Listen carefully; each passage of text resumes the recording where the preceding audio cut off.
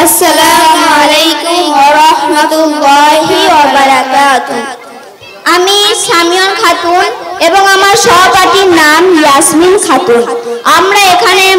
আমরা এখানে উপস্থিত রয়েছি একটি মুকালেমা করার জন্য। মুকালেমার মূল উদ্দেশ্য পর্দা। কি আজব মেয়ে রে বাবা, এই গরমে এই পোশাক কেউ পরে নাকি? পুরো যত সব এই মৌলানাদের জন্যই না মেয়েরা আজ স্বাধীনতাটা হারিয়ে ফেলেছে। ও সিস্টার, হাই হ্যালো। কি আমাকে বলছো? না কামো, তোমাকে বলছি না, কাকে বলছি? তুমি ছাড়া আর কে আছে এখানে? তো আচ্ছা, আসসালামু আলাইকুম ওয়া রাহমাতুল্লাহি ওয়া বারাকাতুহু। ওয়া আলাইকুম আসসালাম ওয়া রাহমাতুল্লাহি ওয়া বারাকাতুহু। আচ্ছা, তুমি এত গরমে এই বোরকা পরে আছো, তোমার কষ্ট হচ্ছে না?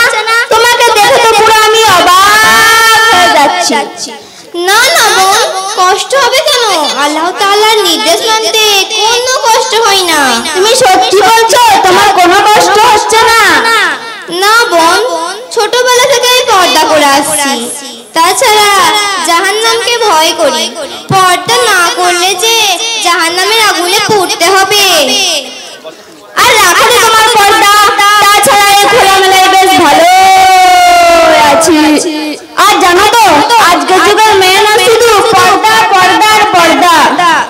আরে আমার এই এত সুন্দর চেহারার ফ্যাশন যদি বোরকা দিয়ে ঢেকে রাখি, লোকে দেখতে না পায়, তাহলে